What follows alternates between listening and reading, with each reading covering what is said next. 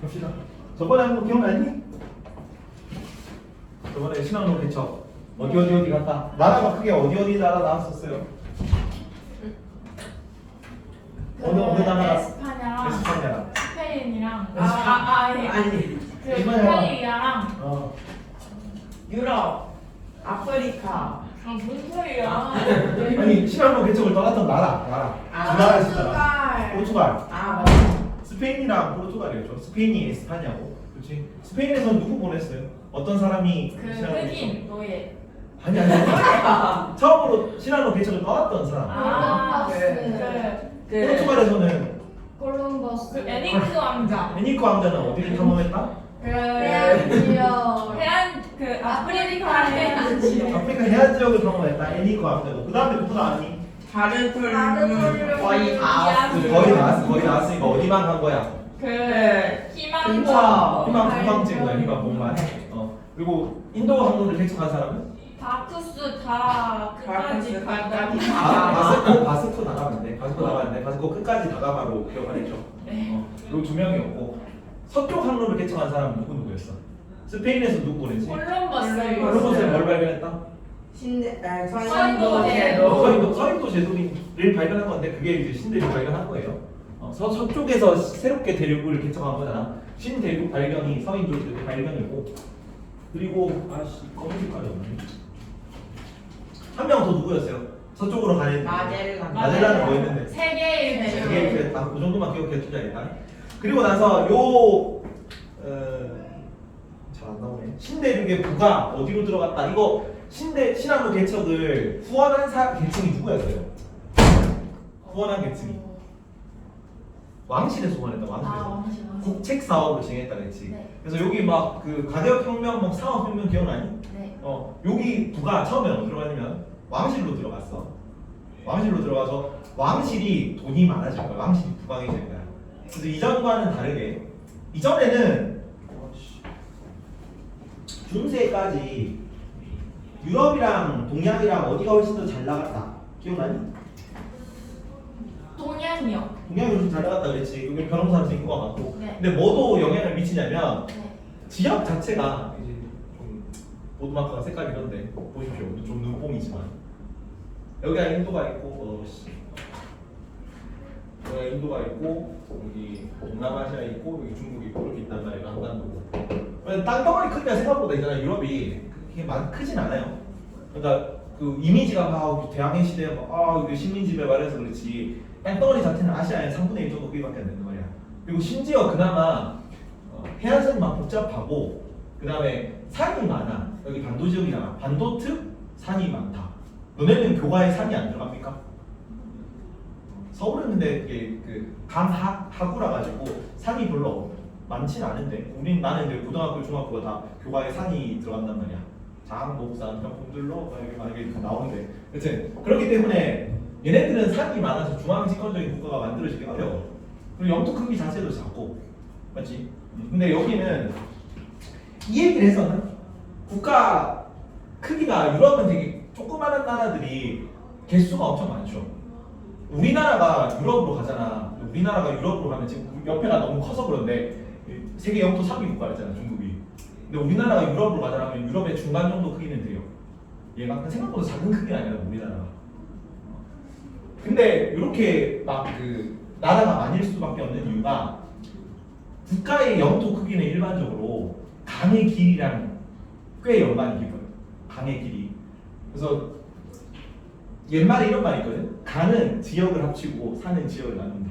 오늘날에는 막 고속도로 뚫고 막 산에도 중간에 터널 뚫고 해가지고 교통이 산이 있다고 장애가 이렇게 많지는 않아요. 차 타고 가면 산도 금방 넘잖아. 근데 옛날에는 산에는 뭐 되게 맹수도 많이 살고 호랑이 막 이런 거 하고 뭐 멧돼지 막 이런 거 막 헤쳐가면서 산을 넘어야 된단 말이야. 그래서 지역이 산을 경계로 일반적으로 나뉘어요. 근데 강은 같은 문화권이야. 걔네가 같은 생활권이야. 강은 고속도로 같은 개념이 지금은 고속도로가 옛날에는 강이 고속도로란 말이야. 그래서 같은 그러니까 긴 강이 지난다. 거기는 같은 지역권이라는 뜻이고 그게 곧 영토가 됩니다. 중국이 이렇게 땅덩어리가 큰 이유는 뭐냐면 중국의 큰 강이 두 개 무슨 강이에요? 이거 위에는 황하강, 저번에 설명 안 했나? 밑에는 양쯔강. 근데 심지어 이 두 강이 뭘로 이어졌냐면은 진나라 그러니까 뭐냐 수나라가 뭐 하다 망했는지 기억나요 혹시? 수양제가 뭐 하다 망했어요? 대운하 오! 건설. 맞아 대운하 시다가 망했어. 뭘 하고 싶었냐면 수양제는 이거 두 개를 읽고 싶었어. 이거 두 개를 읽는 게 두 번 있거든요. 수양제가 이거 한 번 짓고 나중에 명나라식의 명락제는 우리가 안 했구나. 명나라 때 영락제가 1학기 때 했는지 모르겠는데 대운을 한 번 더 판단 말이야. 그래서 이거 두 개가 합쳐져가지고 중국 이렇게 덩어리가 크게 된 거예요. 세계 이게 몇 개의 나라들이 있는데 여기는 나일강 이게 제일 길고 그다음에 세계에서 세 번째로 긴 강이 아마 미시시피 강일 겁니다. 미국이 그래서 땅덩어리가 커. 근데 유럽에는 강이 다 조각조각 나서 흘러. 그래서 일반적으로 좀 큰 나라들은 다 강 하나씩 끼고 나라 하나씩만 만들어져 있어. 독일의 유명한 강 라인강 들어봤니? 라인강. 독일을 상징하는 강입니다. 우리나라 상징하는 강이 뭐야? 한강. 그래서 강 하구마다 도시가 하나씩 만들어지거든. 우리나라 북쪽은 잘 말 필요 없는데 예성강을 끼고 개성이라는 도시가 발달했고요. 대동강을 끼고 평양이라는 도시가 발달했고요. 서울은 한강을 끼고 발달한 도시야.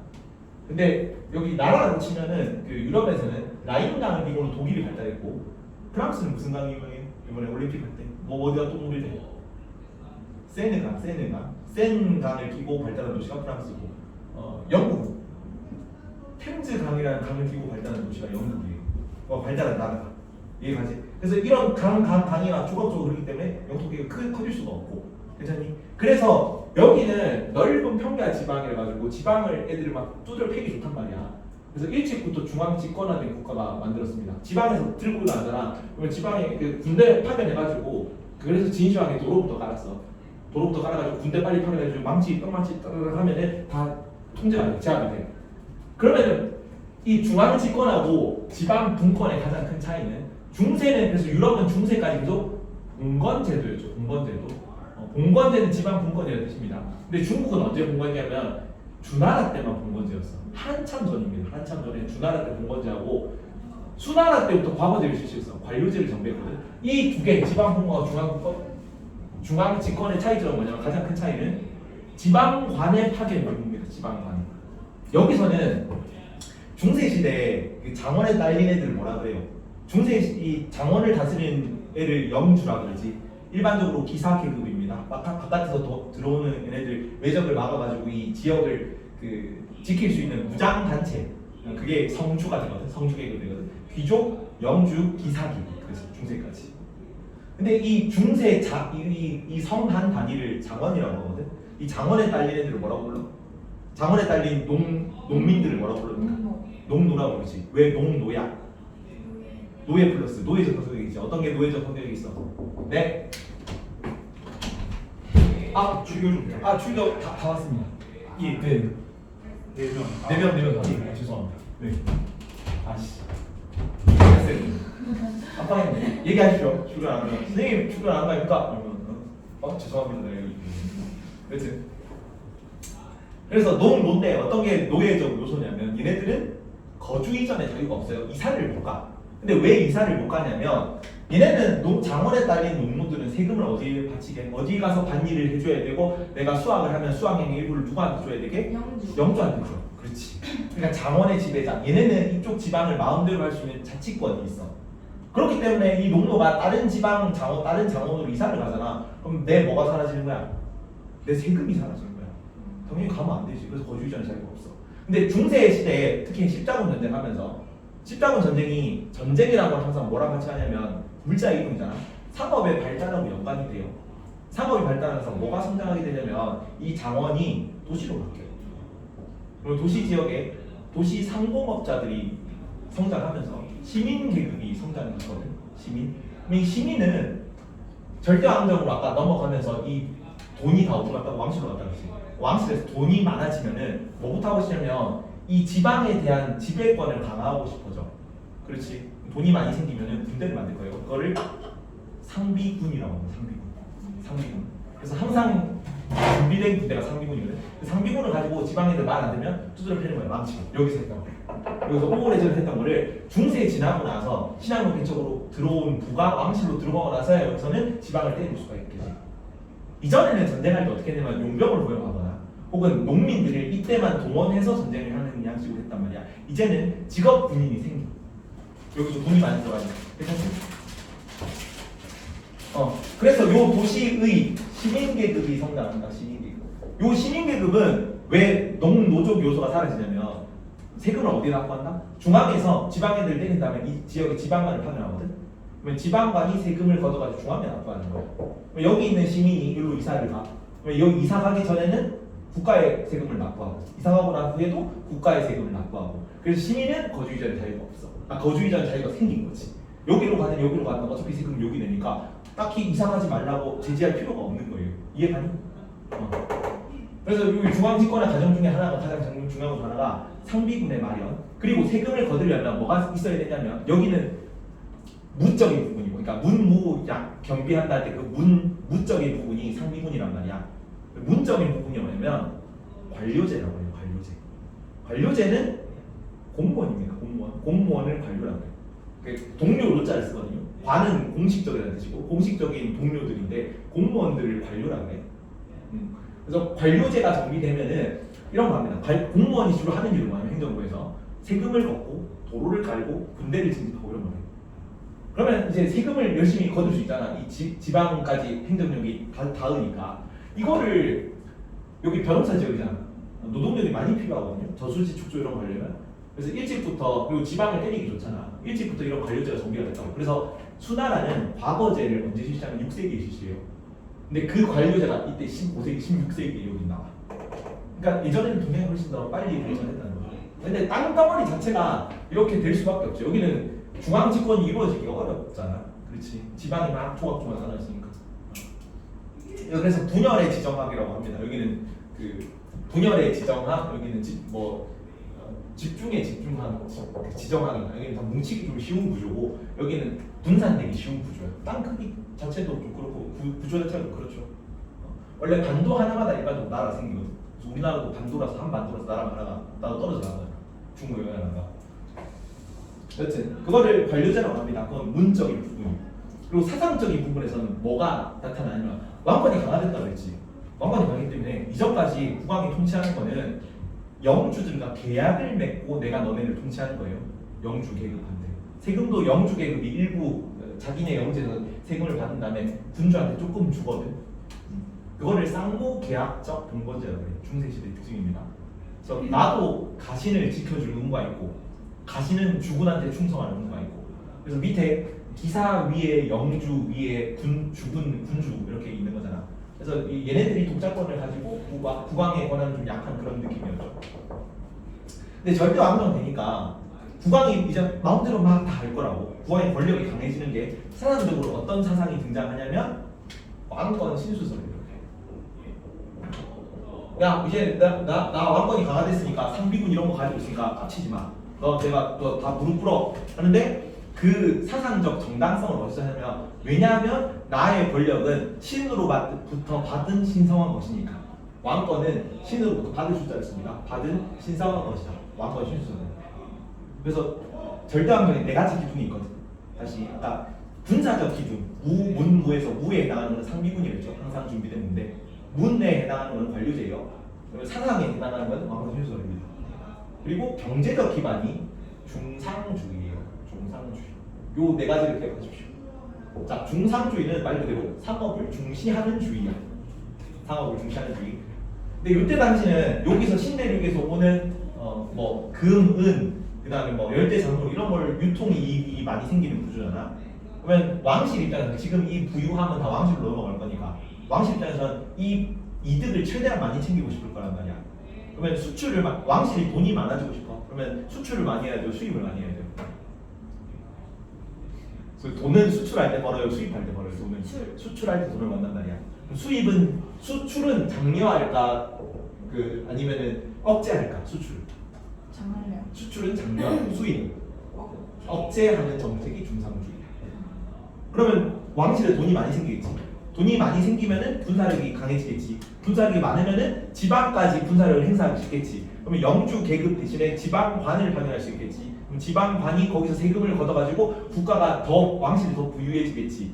괜찮니? 왕이 막 지멋대로 하면서 정당하기 위해서 왕권 취소 이런 거 나온다고. 다시 네 가지 기둥이 있는데 절대왕정에 있는 경제적 기능 지웁시다.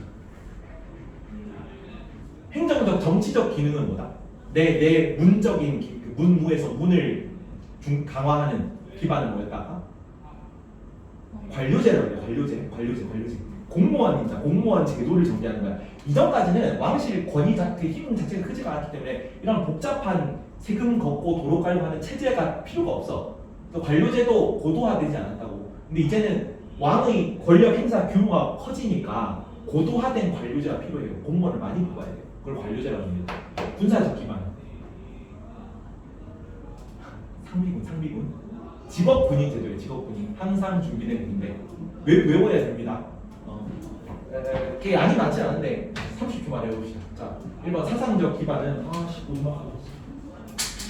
사상적 기반은 왕권 신수설. 기억하세요? 왕권 신수설. 그다음에 정치적 기반은 정치적 행정 기반은 관료제. 군사적 기반은 상비군. 좋아. 상비군. 그다음에 네 번째 경제적 기반이 중상주의야. 중상주의는 뭐는 억제하고 뭐는 정의한다고? 수입을 억제하고 수를 장려하는 수입이다. 15초 외우세요. 4개. 절대 왕정하면 요거 딱 나오면 돼. 절대 왕정 되게 나와 있긴 합니다. 앞으로 할 건데 미리.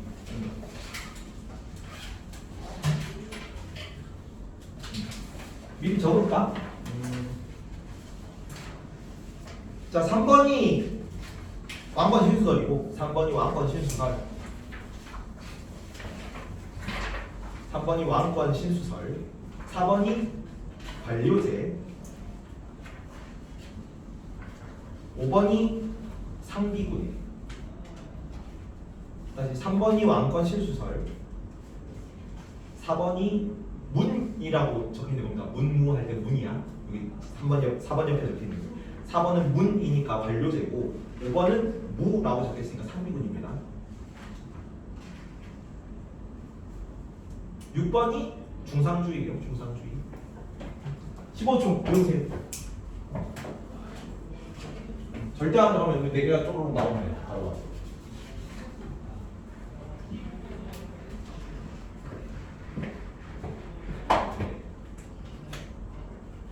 이게 좀 잘 나오네. 좀 눈뽕이지만 빨간색으로 보자. 괜찮니? 이름을 지금 애들이 잘 모르는데. 이름이 친구 이름 나연? 아니? 수진. 너가 수진. 이름이 뭐였지? 한예. 예은이, 원예은. 유현이, 하나요. 하윤이, 예은이, 유현이, 유현이, 수진이, 하윤이, 유현이, 예은이. 좋아. 예은아. 네. 예은아. 네 가지. 아까 군사적 기반은 뭐였어요? 군사적 기반. 왕권 신수. 아니 군사적. 상비군. 상비군. 그다음에 행정적 정치적 기반이 관료제. 관료제. 그다음에 사상적 기반이 중상주의. 사상적. 아, 사상적. 왕권 신수설. 경제적 기반이 중상주의. 중상주의. 이렇게 외우면 돼요. 좋아. 성립 시기는 16에서 18세기 유럽입니다. 1번 16에서 18세기 유럽. 우리 아까 그 신화로 개척 기억나니? 콜럼버스가 시대적으로 발견한 연도가 몇 년도라고? 1900. 490. 인사합시다 그들과 처음으로. 인사합시다 그들과 처음으로. 몇 세기 말이야? 14세기. 15세기 말이죠. 15세기. 1세기를 더한다. 1세기를 더한다. 이렇게 외우세요. 왜냐면은 1에서 100년까지가 1세기거든요. 예수님 태어나는 연도 기준이죠. 서력 기원은 예수님 탄생 기준이거든. 그래서 예수님 탄생하고 1년 지났을 때가 1부터 예수님 탄생하고 100년 지났을 때가 1세기야. 그러면 101년부터 200까지가 2세기인 거죠. 맞지? 그러면은 100년 내는 2세기야. 여기는 1400년 되잖아. 15세기야. 맞죠? 근데 15세기 너무 말이지. 그래서 15세기 너무 말해서 15세기는 안 치고 16세기부터 절대 왕정 시기로 봐요. 왜? 여기 14세기에 15세기 말에 이제 막 신대륙에서 부가 넘어와서 16세기부터는 이게 왕실로 간다고. 16세기부터는 절대 왕정이 성립될 수가 있겠지. 왕국실에서 돈이 많으면 군대부터 상비군도 설치할 거 아니야. 괜찮죠? 그래서 16에서 18세기 유럽에 발달한 게 절대 왕정이고요. 이번 키워드는 중앙집권적 통일부합니다. 중앙집권적. 이제 지방은 영주가 자치하는 게 아니라 중앙에서 지방관을 하면서 거기서 세금을 걷어서 중앙으로 세금을 줄 거야. 완전 달라졌죠 메타가. 지방 자치에서 그 지방 분권에서 중앙 집권으로 가는 거죠. 지금은 서울 우리나라 대한민국 정부가 서울에 있잖아. 서울에서 그 지방의 경상도의회 뭐 이런 거 따로 하긴 하지만 그 세금을 걷어가지고 우리나라 국회에서 예산을 관리하잖아. 우리나라 지금 현재 그러니까 서울 행정부에서 전국의 예산을 세금 거둔 걸 관리하니까 우리는 중앙 집권화가 잘 많이 이루어진 거지. 이해가요? 이전까지는 안 그랬는데 서울 예전에는 경상도는 따로 예산 집행 막 이런 거 하고 지금은 물론 지방에서 행정안에 편성하는 예산, 중앙에서 행정하는 예산이 따로 들어가긴 합니다. 근데 어쨌든 예전에는 아예 서울에서 경상도를 터치를 못했는데 이제 절대 왕정 시기가 넘어가면서 중앙 집권화 되면 이제 서울에서 지방을 컨트롤할 수 있는 시기가 온다고. 그 기준이 이제 상비군과 관료제와 왕건 신수설로 나타나는 거예요. 이해가니? 좋습니다. 그리고 그래서 중앙 집권이라는 단어가 들어가야 돼. 절대 왕정은. 자 6번은 중상주의 했지. 근데 7번. 자 7번은 보호무역이라고 적어요. 보호무역. 7번은 보호무역이고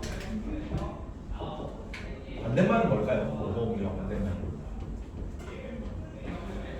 자유무역이 자유무역. 오늘날 그 세계 무역 그냥 트렌드는 자유무역이 트렌드예요. 보호무역은 뭐가 보호무역이야? 보호해주는. 자국 산업을 지키고 남들이랑 교류를 하지 말자는 거예요. 자유무역은 남들이랑 자유롭게 교류를 하자는 거야.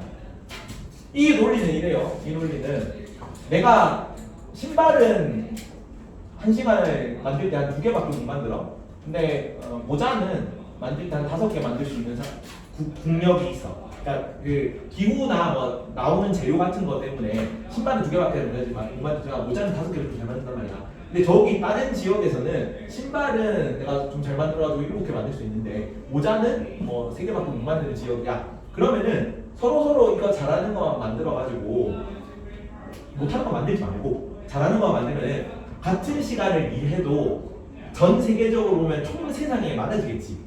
생산량이 많아지면 자기네들 많이 만든 거를 안 만든 걸 가지고 교환하면은 서로 물건이 남는 게 더 많이 생긴단 말이야. 물건 가격도 더 싸질 거고. 이게 자유무역입니다. 자, 근데 그러면 이렇게 다 자유무역을 해버리면 우크라이나는 지금 빵 가격이 많이 올랐거든요. 빵 가격이 오른 거에 대한 원인 중 일부가 우크라이나 전쟁 때문이야. 러우 전쟁 때문에. 우크라이나가 세계적인 밀 생산지인데 빵을 밀로 만들겠지. 근데 밀을 생산을 못한 거지 전쟁 때문에. 밀 공급이 줄어드니까 빵값이 오르는 거야. 만약에 정상적으로 교류를 했다면 우크라이나에서 우리나라에서 빵이 500원 팔리는 거를 200원 팔리는 거를 우크라이나는 100원에 팔 수 있어요. 우리가 빵을 100원에 사먹고 싶다고 500원에 사먹던 거예요. 자유무역이 됐다면. 근데 이렇게 하면은 우리나라 밀을 사면 망할 겁니다. 빵 산업이 다 망할 거라고. 다 밀 우크라이나 수입해서 빵 산 걸로 하지 밀을 안 쓸 거 아니야. 그래서 그럼 우리나라 산업을 보호하기에 여기다가 세금을 매기는 게 있어. 350원 정도 매깁니다. 450원에 팔겠지. 450원짜리 우크라이나 빵이랑 500원짜리 우리나라 빵이 있으면 우리나라 빵을 좀 사 먹을 것 같단 말이야. 이해가요? 여기 매기는 세금을 뭐라 그래? 관세라고 해요. 관세. 들어봤니? 관세는 세관에서 매기는 세금을 관세라고 해요. 그러면 관세를 많이 매긴다. 보호무역일까 자유무역일까? 자유무역. 관세를 많이 매긴다니까? 보호무역. 보호무역이야. 서로 아무 제약 없이 여기는 신발 많이 만들고 모자 많이 만들고 제약 없이 서로 교류하자는 거잖아. 근데 그거 하지 말자는 게 보호무역이죠.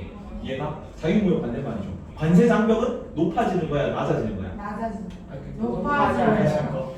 무역 장벽이라는 표현도 쓰고 관세라는 표현도 씁니다. 관세랑 무역 장벽은 높아지고 보호무역일수록 이 보호무역 관세랑 뭐 무역 장벽이 낮을수록 자유무역입니다.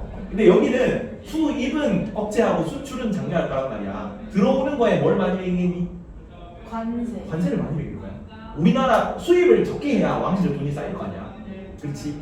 그래서 중상주의는 보호무역입니다. 보호무역. 이해가요? 이거? 국가가 강력하게 시장을 통제하는 거예요. 국가가 아무런 간섭을 안 하면은 자유무역이 돼. 세금을 하나도 안 물리면 자유무역이 돼. 근데 여기는 이제 관세 이런 걸 이빨이 많이 매겨가지고 수입이 잘 안 되게 만든다는 거잖아. 보호무역이지. 그래서 중상주의 6번이 중상주의고 7번이 보호무역이다. 7번 보호무역. 자, 보호무역은 어떤 거냐면 8번 억제한다, 억제한다. 밑으로 가야죠. 뭡니까? 뭘 억제한다? 수입을 억제해. 그렇지. 뭘 통해서? 관세 같은 걸 통해서. 관세라고 생각하죠.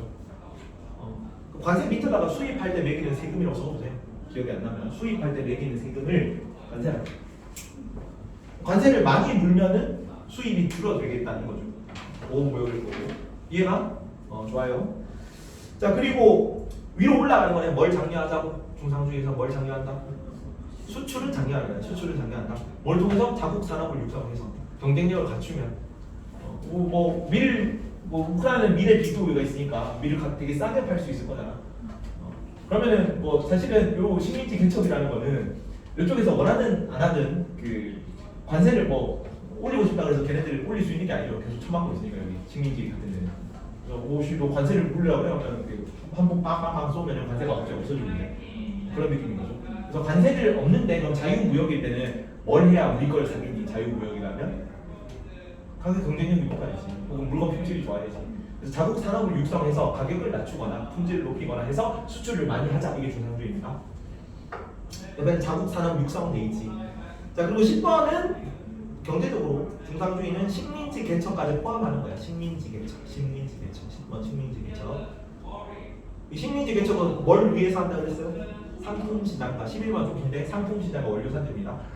그 식민지에서 싸게 재료를 사가지고 우리나라에서 공장 이빨이 돌린 다음에 거기 비싸게 파는 거. 이 상품 시장과 원료 산지 때문에 식민지 개척이 필연적으로 이루어져야 돼. 괜찮죠? 내용을 잠깐만 한번 봅시다. 책에. 네, 내용이 많지는 않으니까 금방 보고. 1번이네.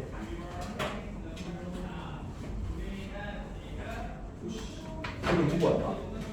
책을 두고 와서 나중에 보고요.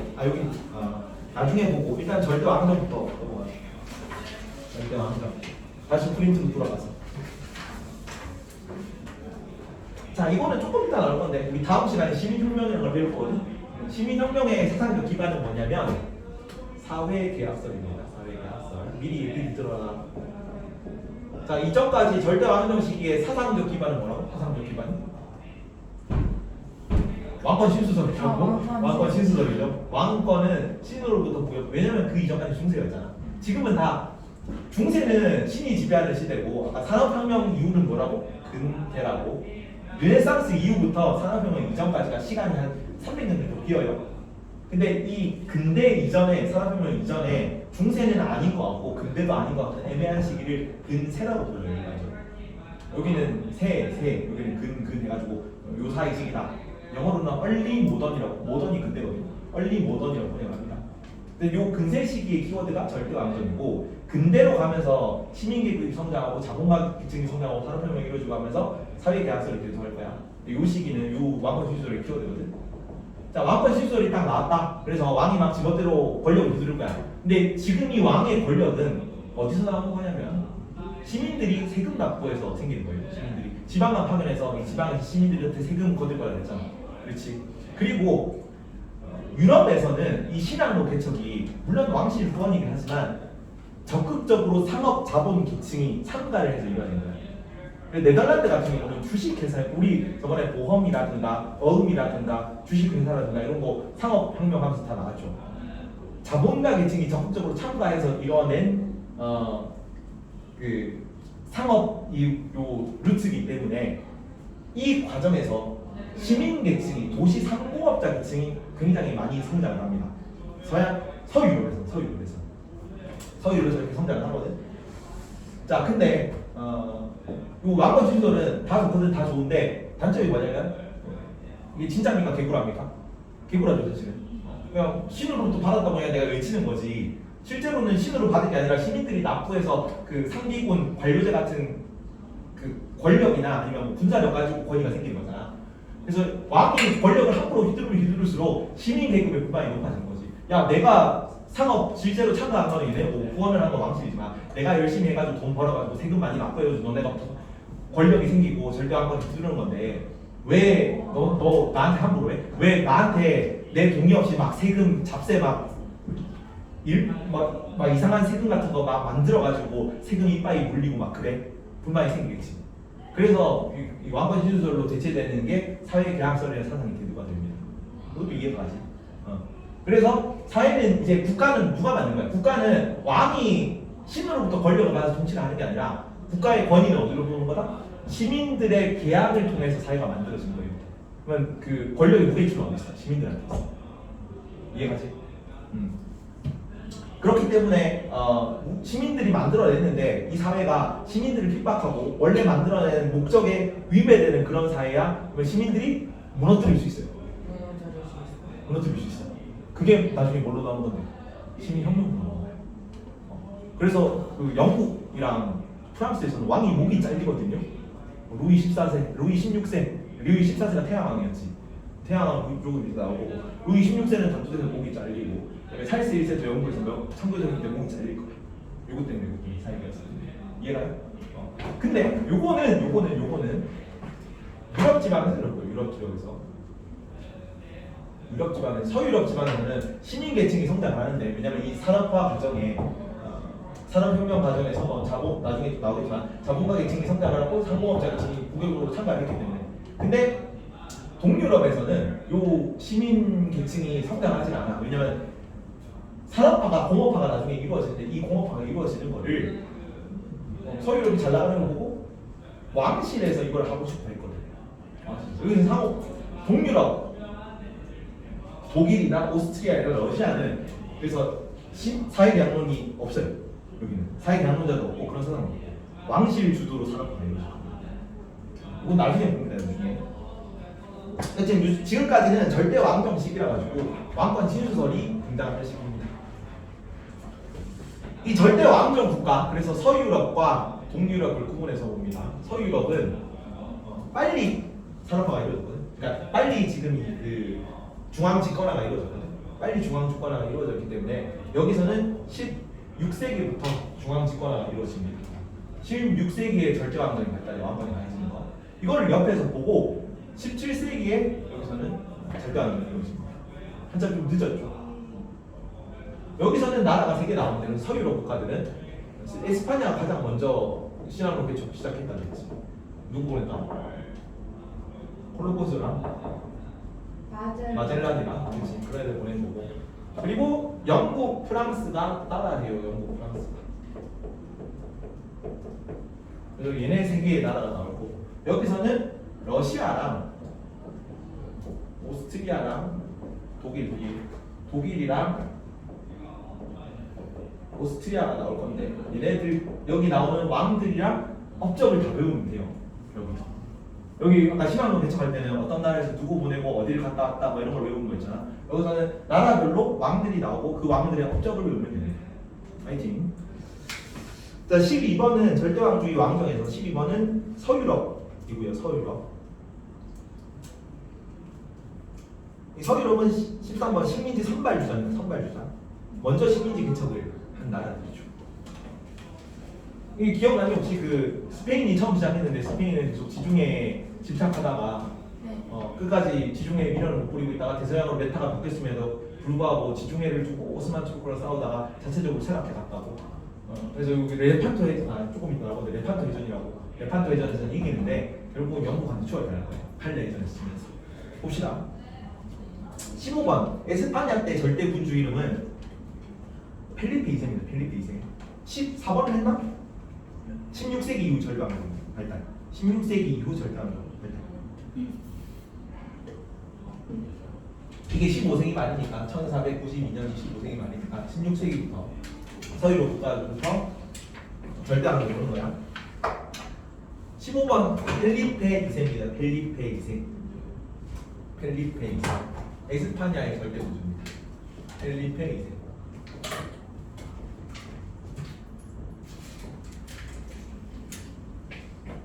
자 그리고 요 식민지 개척 시기에 식민지 개척은 전부 다 뭘로 이루어진다? 해군력으로 이루어져요. 군대 중에서도 식민지가 다 바다 건너에 있잖아. 하지만 개척으로부터 이어져 온 절도항정이잖아. 식민지 개척이 해군력을 되게 중시할 거거든요. 그래서 여기도 이 절대항정을 유지하는 군사적 기반은 해군력입니다. 그래서 에스파냐는 어떤 해군이 이 해군이 유명했냐면 무적함대라고 해요. 무적함대. 그래서 16번이 무적함대입니다. 무적함대. 이 무적함대를 깨면서 영국이 이제 전성기를 여기서 넘으면 겨마 나오는 거지. 무적함대. 이 무적함대가 17번 지중해 사건을 잡는 지중해 사건. 지중해가 여기 있는 바다지. 여기 있는 바다인데 여기 있는 바다인데 원래 세상의 중심은 여기였죠. 원래 세상의 중심은 여기였는데 돈은 여기서 받아왔어. 신대륙에서. 근데 그 신대륙에서 받아온 돈을 어디서 썼냐면 여기다 썼어요. 그래서 18번이 레판토 해전이거든요. 레판토라고 씁니다. 레판토라고 쓰는데 이 레판토 해전에서 오스만 투르크한테 이겨요. 왜 신항로 기술을 전하는지 기억나니? 오스만 투르크가 여기를 장악한 다음에 여기 동유럽 제국이 있었는데 동유럽 제국 오스만 투르크가 멸망시키고 지중해 무역을 독점했다 그랬지. 이탈리아랑 같이. 그래서 얘네가 지중해 무역에 끼지를 못해가지고 신항로 개척을 떠났던 거잖아. 맞죠? 신항로 개척에서 돈을 많이 벌었는데 그 돈을 여기다 쓴다고. 그래서 오스만 투르크한테 이겨. 그게 레판토 해전입니다. 그래서 스페인과 오스만이 싸워가지고 스페인이 승리했다. 그럼 이제 전성기인 거지. 근데 19번 엘리자베스 1세입니다. 영국의 절대항정 군주예요. 엘리자베스 1세. 그 최근에 영국 국왕이 바뀌었죠. 누구로 바뀌었어? 엘리자베스 1세. 그러니까 엘리자베스 2세의 왕에서 찰스 3세 왕이 된 거죠. 여기 1세가 있어서 거기 2세예요. 이전에. 1세, 2세, 3세 붙는 거는 이전에 왕이 그냥 자기 이름으로 즉위를 하거든. 자기 이름을 즉위를 하는데 이전에 그 이름을 쓴 왕이 있으면 2세, 3세 이렇게 쭉 이어져 가는 거예요. 근데 엘리자베스는 여자 이름이니까 여왕은 상대적으로 수가 좀 작았을 거 아니야. 그래서 엘리자베스라는 이름을 썼던 왕은 이때밖에 없는 거야. 근데 찰스라는 이름을 썼던 왕은 앞에 두 개가 좀 다음 시간에 나올 거거든. 찰스 2세랑 찰스 2세가 있기 때문에 찰스 3세가 된 거예요. 괜찮지? 여기 엘리자베스 1세 때가 전성기인데 16번 무적함대를 격파합니다. 같이 16번이네.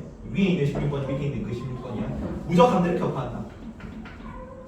얘는 여기다 돈 다 썼다고 그랬어. 스페인이 여기서 돈 많이 벌었는데 그걸 여기 다 쓰고 진짜 이제 대서양에 집중해가지고 왜냐면 여기는 지중해 무역에 참가할 수가 없어요. 영국은 여기 더 집중해가지고 여기서 얻은 이익을 대서양에 전부 다 내려 꽂아요. 그래서 여기서 차지하려고 스페인이랑 벌이는 전투 이름이 칼레전입니다. 이게 칼레전으로 되어 있지. 그래서 영국과 스페인이 붙어서 영국이 이기면서 해상권을 탈환합니다. 그러니까 이제 무역은 누구 위주로 중심이 될 거냐면 영국 위주로 분위기가 흘러. 스페인이 이제 무역하려고 그러잖아. 그러면 영국 눈치 보면서 배 보내야 돼. 왜? 바닷가는 전부 다 영국이 꽉 잡고 있으니까. 불만이면 한판 뜨든가 이런 느낌이죠. 그리고 엘리자베스 왕권 강화 책이거든요. 이것도 영국 국교회 20번 영국 국교회 항립. 이거 어제 대경중 수업이었나? 대경중 수업에서는 안쌤이랑 너네 수업을 했냐? 네. 안쌤 수업할 때 뭐 헨리 8세 뭐 이런 거 얘기했어요? 네. 이혼할 때 그 이혼 안 시켜줘가지고 헨리 8세가 자기 마누라랑 이혼을 하려고 그러는데 이혼을 안 시켜줘가지고 교황한테 이혼하겠습니다 뭐 이렇게 얘기를 했는데 교황이 안 시켜줘가지고 그럼 나 이제 가톨릭 안 한다 하면서 수장령이라고 선포했다 뭐 이런 거 들어봤니? 들었어요? 그 얘기입니다. 그 얘기. 자, 헨리 8세가 그 수장령이라는 건 뭐냐면 수장령 원래 가톨릭의 대빵은 누구야? 가톨릭의 대빵은 교황이죠. 네. 근데 교황한테 너 이혼시켜 달라고 하는데 이혼하려고 할 때는 그 결격 사유이기 때문에 교황의 허락이 있어야 이혼을 해. 근데 자기 마누라가 에스파냐 공주 출신이라 가지고 에스파냐랑 좀 교황의 관계가 있어가지고 안 된다 그랬단 말이야. 그래서 그럼 아우씨 꼴 받으니까는 영국 내부에서의 교회에서는 교황의 역할을 영국 국왕이 대신한다. 이게 수장령이에요. 영국 교회의 수장은 영국 국왕이다. 수장령. 근데 이거는 그냥 선포만 한 거였고 그거를 국교화한 거. 우리나라의 종교는 영국 그 성공회다. 이걸 성공회라고 하거든. 수장님 누이 영국을. 영국 성공회가 영국의 국교다. 이걸 영국 국교회라. 엘리자베스 때 했습니다. 자기 아빠가 그때 선포를 한 거를 이제 공식화한 거지. 국가의 종교는 영국 성공회 이렇게 얘기한 거를 엘리자베스 때 했다. 그래서 20번 영국 국교회장님. 영국 국교회장님 20번. 그리고 21번이 동인도 회사입니다. 동인도 회사.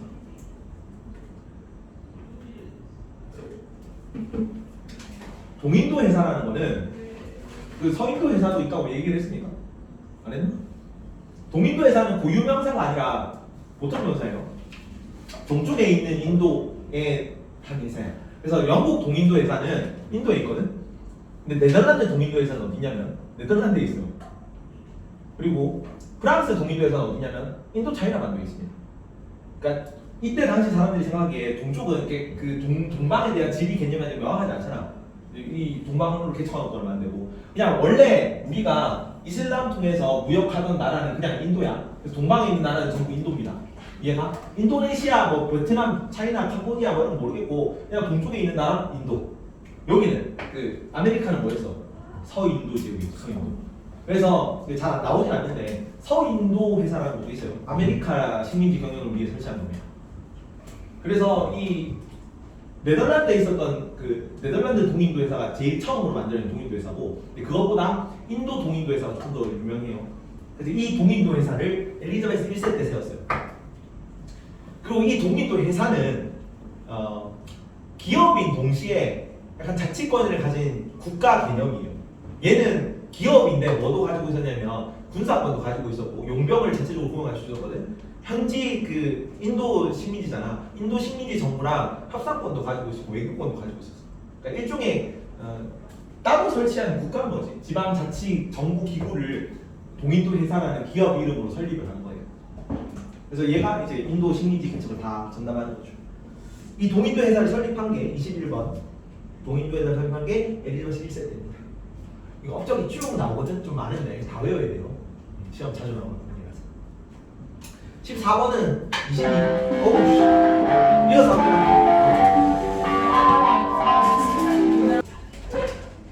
영국에서는 엘리자베스 1세 때 동인도 회사까지 설치를 하는 거고 프랑스는 어떤 왕이 유명해요? 유명한 왕이? 루이 14세. 오, 루이 14세 별명이 뭔데? 태양왕이라는 별명이죠. 바람? 태양왕 루이 14세. 22번은 그래서 루이 14세고 23번은 태양왕이라는 별명이 있습니다. 자, 똑같이 관료 상명은 절대와 가장 공통이에요. 관료 상명은 정비를 할 거고. 근데 왜 태양왕이에요? 나는 태양처럼 빛나는 존재라고. 아. 유일한 존재고 빛나는 존재고 세계를 가장 비추는 존재고 뭐 이런 느낌이고 별명입니다. 스스로 그렇게 불러도 돼요.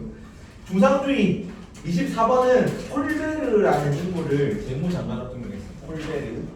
이렇게 재무장관은 뭐 경제부 장관입니다. 경제부장관.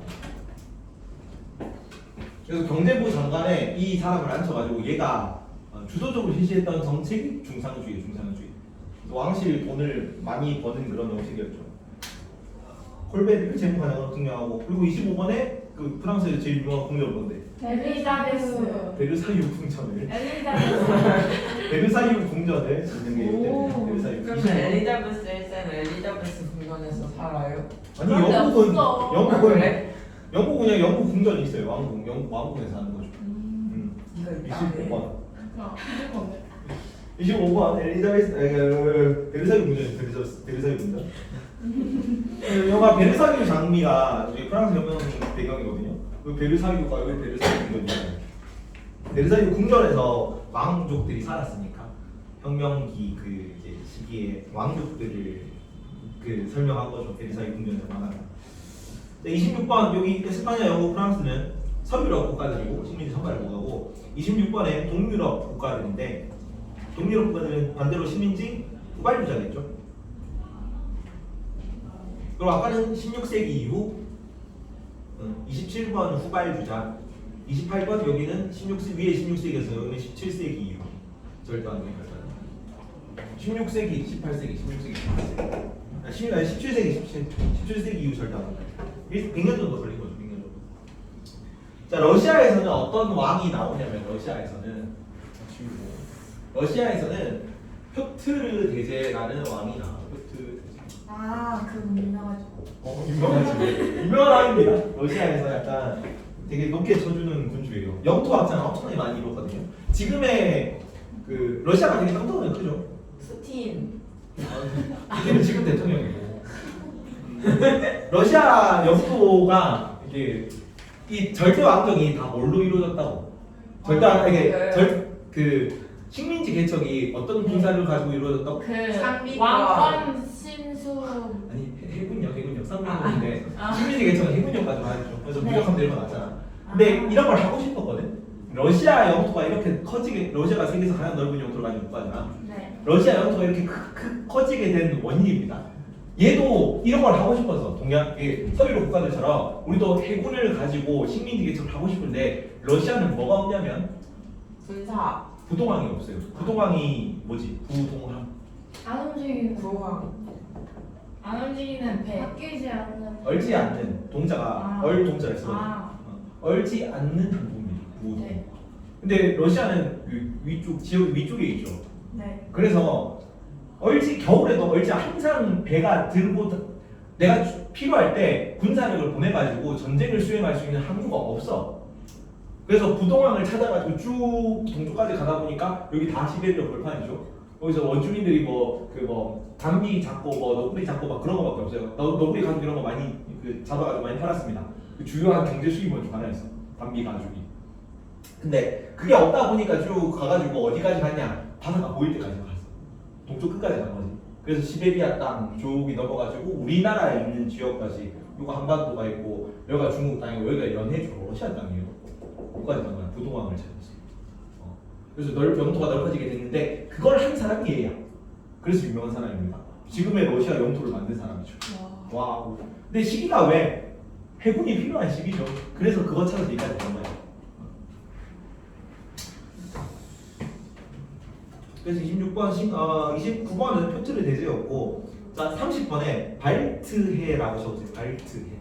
발트해를 확보하는 통인데, 자 뭐 가지고 했다고 이때 당시에 그 군사 그건 전부 다 상비군. 상비군. 그 해상. 네, 해상부. 해상부.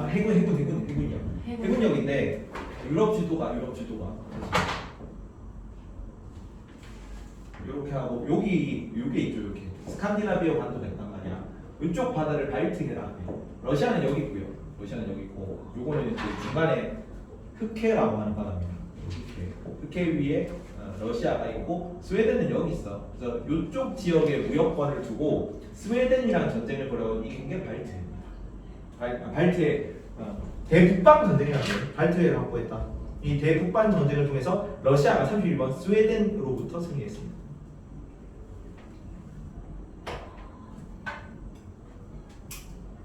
32번은 서유럽 문물을 수용했다는 게 그 유럽의 발전된 이런 그 산업화는 아니고 아직 뭐 절대 왕정 시기의 문물 같은 거 신대로 들어온 문물 같은 거 수입하고 제도 같은 거 도입하고 나도 절대 왕정 해야지 이게 그 서유럽 문물 수입이야. 그러면서 저기도 뭐 궁정 같은 거 많이 만들잖아. 이게 베르사유 궁정 같은 거 만들고 그거 좀 따라하고 싶어서 새롭게 도시를 만들었어요. 그 도시 이름이 상트 이름 좀 긴데 상트 페테르부르크입니다. 부르크라는 뜻이 뭐라고 그랬어? 부르크? 룩셈부르크 할 때 그 부르크입니다. 오. 합스부르크, 함부르크. 좋은 의미. 성이라는 뜻이에요. 성. 아. 부르크. 그래서 함 지역에 있는 성이 함부르크. 룩셈부르크는 룩셈 지역에 있는 그 성이 룩셈부르크야. 그런 것처럼 이 상트는 세인트라는 뜻입니다. 세인트 성스러운. 뭐 우리가 그 성인들 있잖아. 기독교에 성 아그네스 이런 거 하잖아. 세인트 아그네스 할 때 그 성 이게 상트야. 그리고 페테르는 피터입니다. 피터. 표트르 대제예요.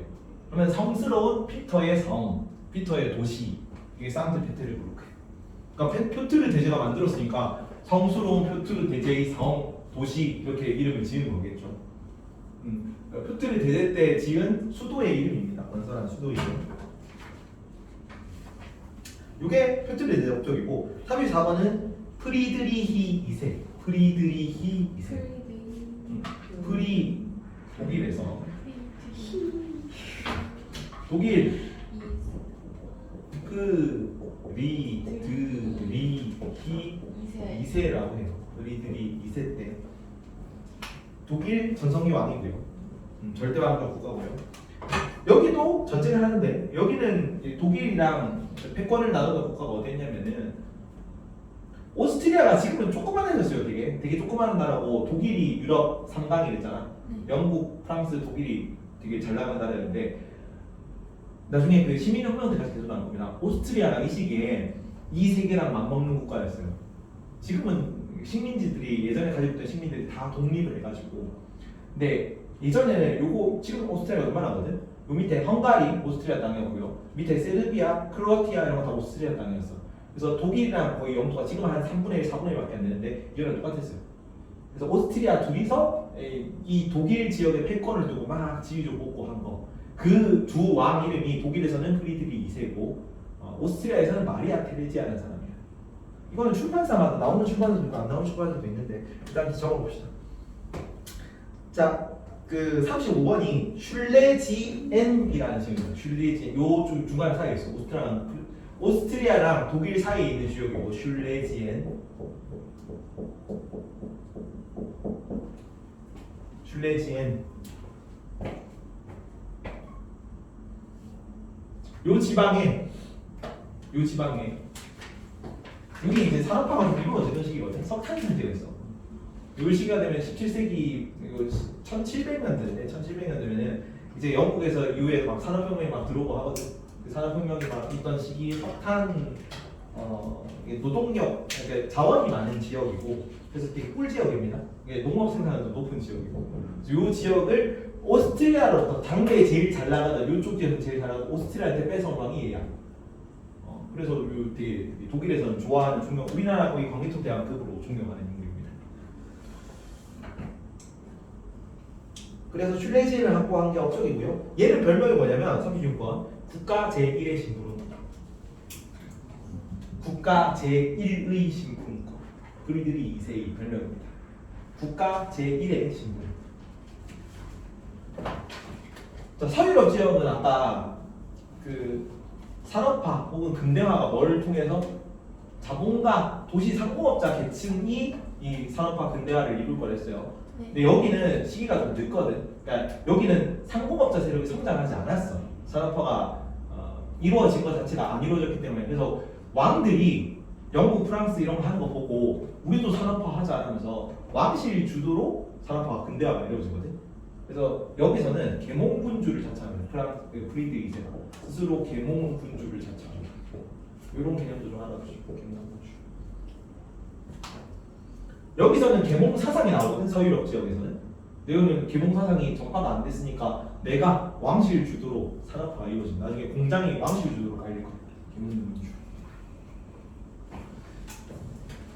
그러면서 내가 국가 제1의 심부름꾼 여러분들을 공업화된 나라의 주민으로 살게 하겠습니다. 이런 개념이죠. 국가 제1의 심부름이고 37번 상수시 궁전이라고 해요. 상수시 궁전. 상수시 궁전. 아까 프랑스는 무슨 궁전?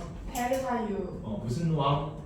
엘리자베스 왕 루이 14세. 아. 프랑스 베르사유 궁전 루이 14세. 여기는 무슨 궁전?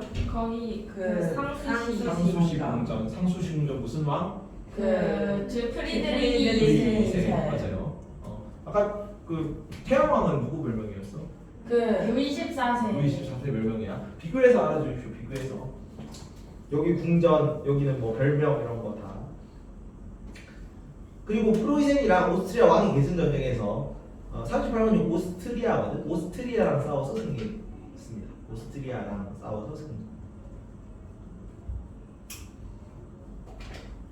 그리고 이 오스트리아랑 싸웠을 때 그 왕 이름이 마리아 테레지아라는 인물입니다. 오스트리아에는 유명하지. 마리아 테레지아.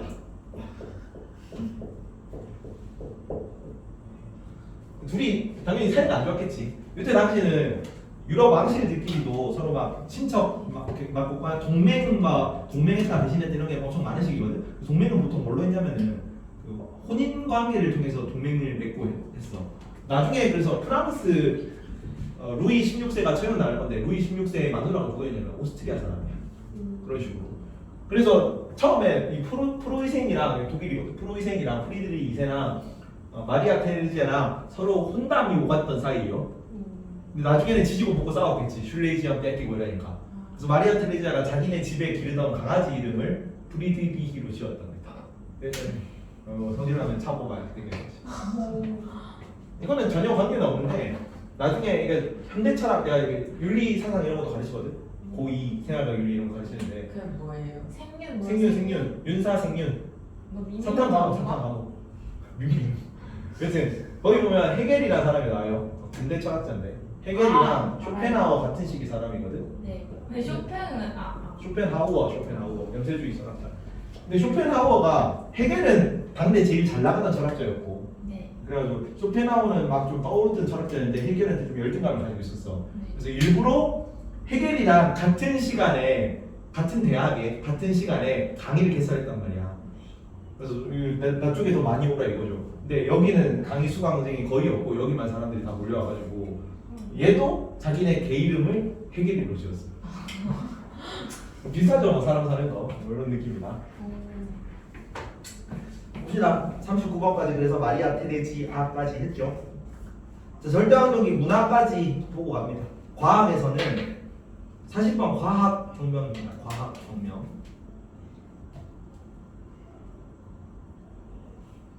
이 과학혁명은 17세기 유럽의 과학 발전에 따른 겁니다. 17세기, 41번 17세기.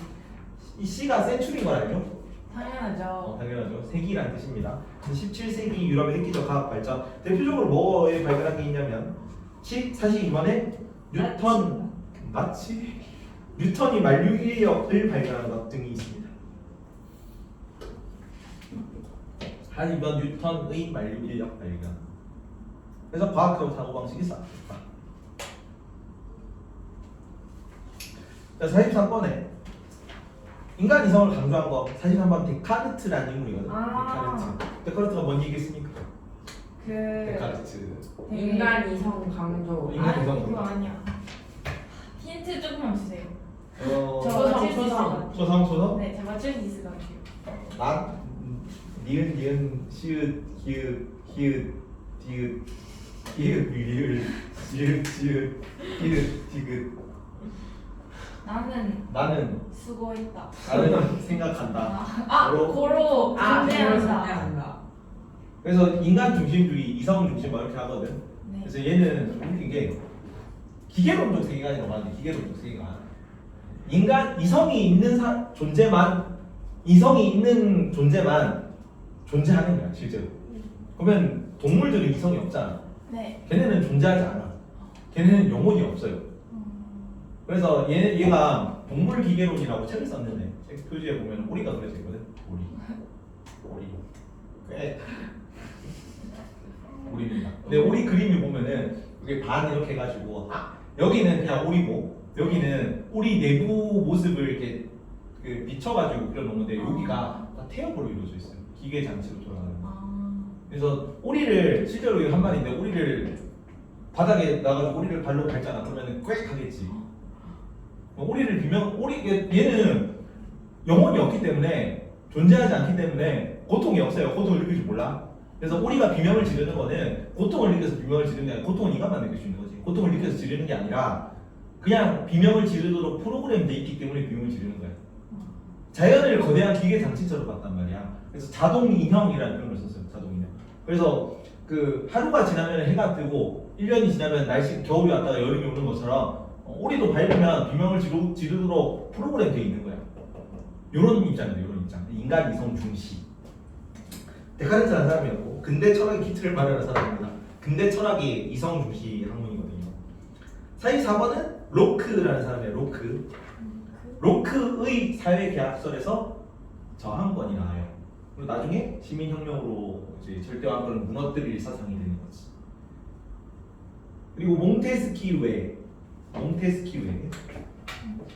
여기 두 명이네. 몽테스키웨랑 루소라는 사람인데 루소도 사회 계약론자이기도 합니다.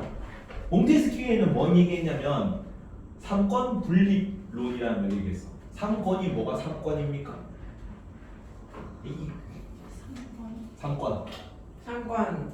입법권, 사법권, 행정권. 입법권은 국회고 행정권은 정부고 윤석열 대통령 여기는 다 국회의원들. 네. 사법권이 법원이에요. 요거는 법을 만드는 권한이고 입법권은 네. 국회는. 그다음에 행정권은 법을 집행하는 거. 집행. 그렇지. 그래서 도로 깔고 세금 거고 이게 행정권이야.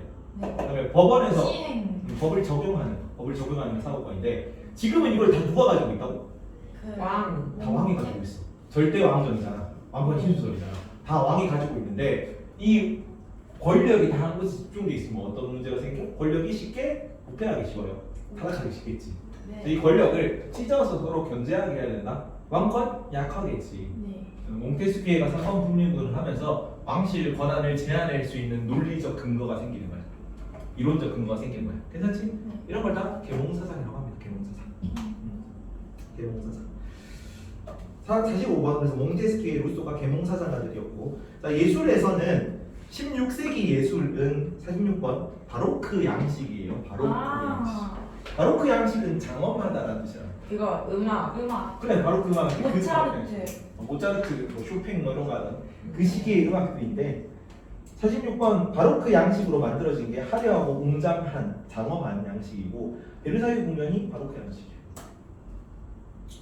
그리고 17세기로 넘어가면서 약간 사치적이고 향락적이고 귀족적인 그런 문화의 양식이 나타나거든. 네. 그거를 로코코 양식이라고 해요. 47번 로코코 양식. 경쾌하고 사치스러운 모습입니다. 귀족 문화가 많이 발달해요. 17세기가 되면. 그 로코코 양식으로 지어진 건물이 상수시 궁전이고. 오. 상수시 궁전 누가 만들었다?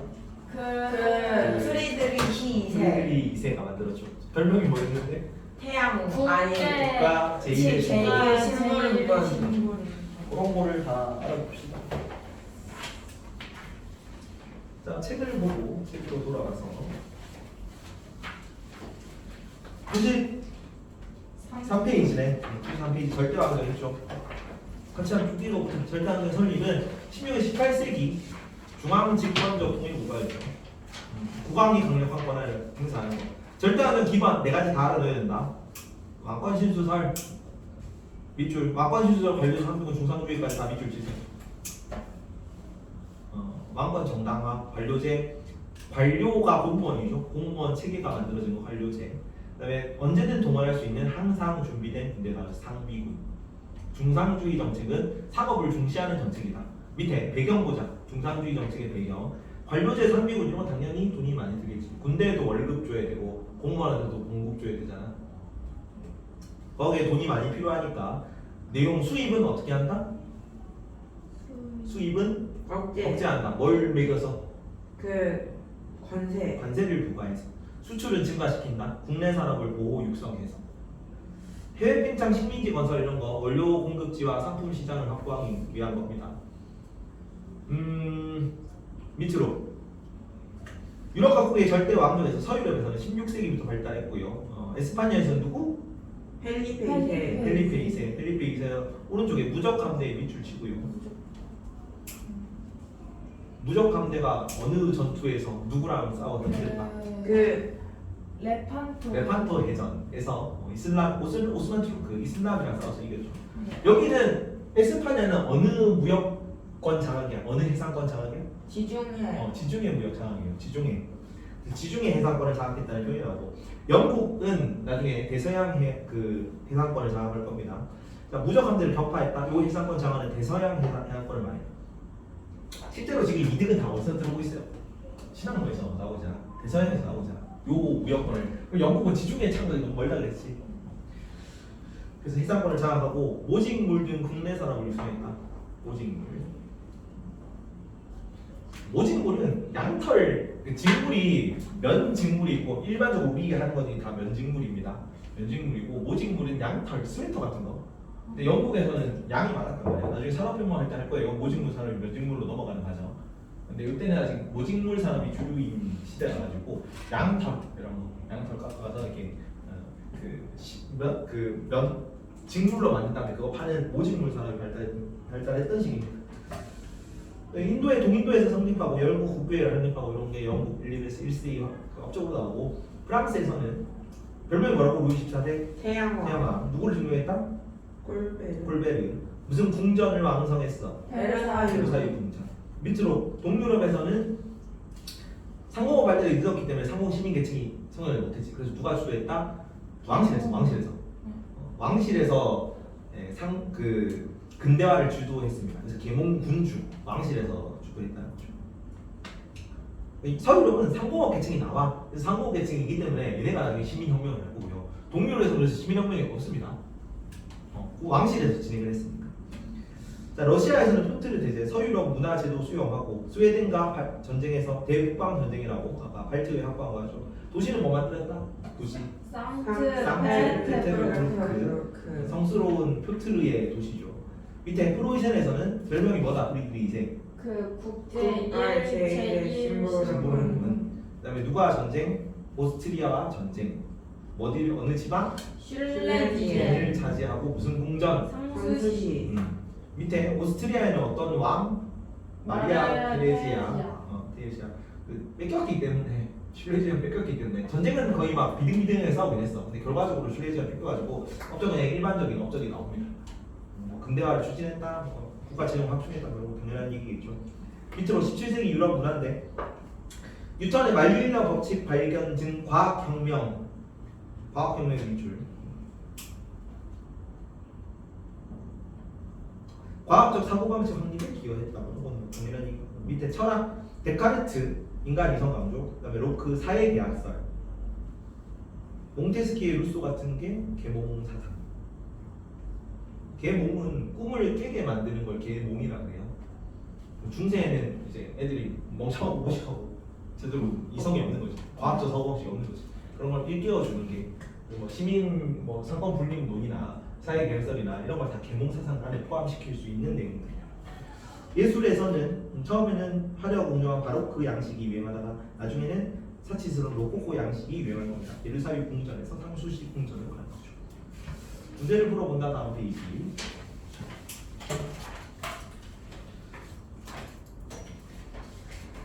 자, 10번부터 14번까지 문제 좀 풀어보세요. 10번부터 14번까지.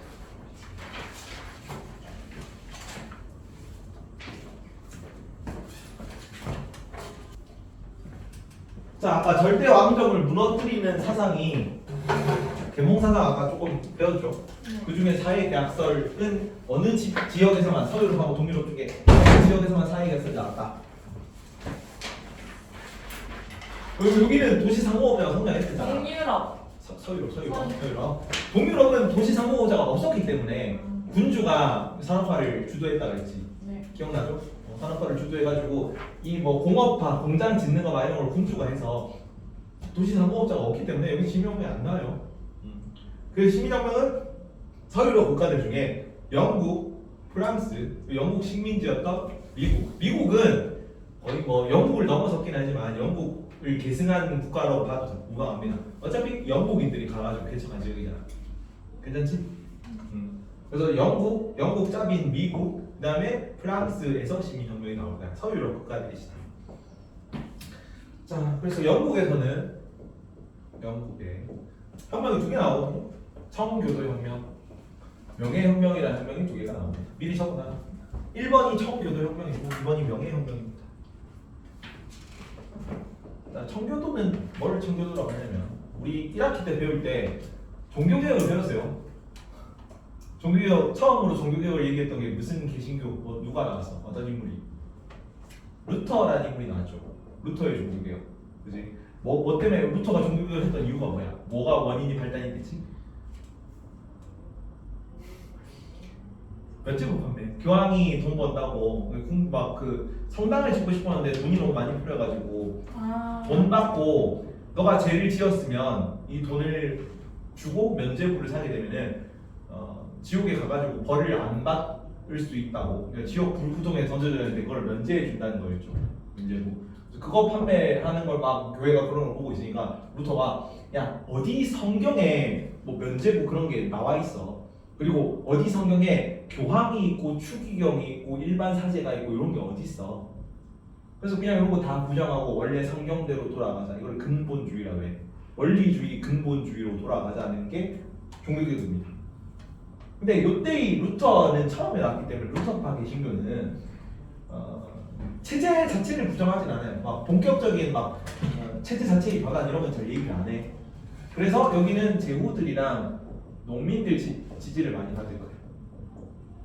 근데 완전 체제를 바꾸는 거는 칼뱅이 종교개혁을 얘기할 때 여기는 도시 상공업자, 시민 계층하고 이 시민들이 상공업자들이 많이 있는 거죠. 상공업자들 계층의 지지를 받을 거거든요.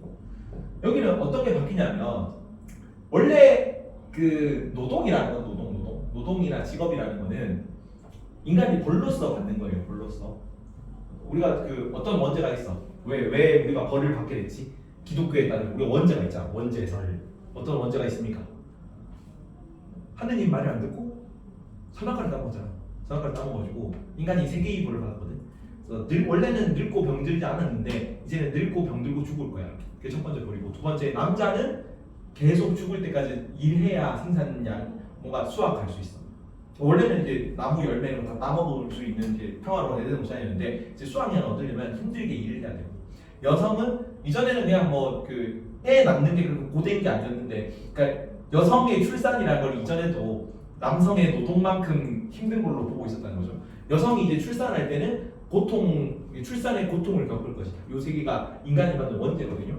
그렇기 때문에 노동은 직업이라는 건 되게 천한 거예요. 그리고 노동의 결과로 뭐만 신성한 거냐면 수동원 활동만, 기도하는 것만 그 우월한 거고, 일반 직업적인 노동은 다 천한 거란 말이야. 농민들이 농사 짓거나 노동자들이 노동하거나 이런 거는. 그래서 원래 기독교에서는 부자가 천국에 가는 거는 낙타가 바늘구멍을 통과하는 것보다 어렵다 이런 표현을 했어요. 그래서 부의 축적이 되게 죄악시 되는 사회였다고. 근데 상공업자들이면 이래가지고 돈 버는 게 부정되는 거잖아요. 근데 칼뱅은 요거를 관점을 좀 바꿔가지고 청부사상이라고 그러는데, 청빈사상 맞는 말이야. 내가 정당하게 이제 직업은 원죄가 아니라 소명이 되는 소명. 부를 소자에다 목숨 명자를 써가지고 신의 부르심이거든요. 직업 소명설이라고 하는데 영어로도 콜링이라고 써요. 콜링. 신의 부르심. 그래서 직업은 신께서 내려주신 소중한 거기 때문에 이거를 열심히 일을 해서 부를 축적하는 거는 신이께서 내려주신 소임을 다하는 거예요. 괜찮지? 그래서 요거를 통해서 부를 추구하는 것도 정당화되는 거야. 누가 좋아하겠니? 얘네들이 좋아하겠지. 괜찮죠? 그래서 그 개신교 둘 다 개신교인데 일반 내용이 너무 길어지네. 잠깐만. 우리가 알고 있는 예수님 믿는 건 전부 다 기독교입니다. 유럽에 있는 건 전부 다 기독교예요. 크리스트교야. 그리고 기독교 중에서 천주교가 있고 천주교, 개신교가 있는데 천주교가 우리가 알고 있는 가톨릭이고요. 개신교를 프로테스탄트라고 설명합니다. 우리가 일반적으로 지금 기독교라고 부르는 건 보통 요거를 부르거든. 잘못된 거예요. 엄밀히 말하면은 원래는 기독교가 이게 크리스트교고, 이 크리스트교가 천주교랑 개신교를 포함하는 개념이야. 단어를 모를 건데 카톨릭은 보편적이라는 뜻이고, 요거는 고등 단어거든. 고등 용단인데 프로테스트라는 단어가 있습니다. 무슨 뜻이냐면 항의하다는 뜻이에요. 어디 항의하는 거야? 여기 항의하는 거지. 이해가죠? 왜 돈 받고 이런 거 팔고 기독교가 너무 부패했다. 그리고 정당하게 쌓은 부를 부정한다. 그런 거 비판하면서 항의하는 애들이 프로테스탄트고 개신교고, 그 중에서 도시 상공업자의 마음에 들었던 칼뱅파 개신교가 널리 퍼지거든. 이것도 알 필요 없습니다. 세계사 범위고. 네덜란드에서는 그래서 유럽 지역에 퍼진 개신교들은 전부 다 칼뱅파 개신교야. 네덜란드에서 칼뱅파 개신교를 뭐라고 하냐면은 네덜란드에서 보이센이라고 부르고, 프랑스에서는 위그노라고 부르고, 알 필요 없어요. 위그노. 그리고 스코틀랜드, 영국, 잉글랜드 북쪽에 있는 영국 섬에 이렇게 있거든요. 여기가 스코틀랜드고 여기가 잉글랜드야. 스코틀랜드 지역에서는 장로회라고 불러요. 그리고 영국, 잉글랜드 이쪽 지방에서 이 칼뱅파 개신교를 부르는 게 정교도입니다. 왜 정교도냐면 퓨리턴을 번역한 거거든. 맑다는 뜻입니다. 우리는 저렇게 부패한 카톨릭처럼 이렇게 더럽고 막 혼탁한 그런 종교가 아니야. 우리는 절제 검약을 통한 정당한 부를 추구하는 맑고 깨끗한 종교야. 그래서 청교도에. 괜찮니? 그래서 요 천주교에서는 어디 가요? 성당가. 여기서는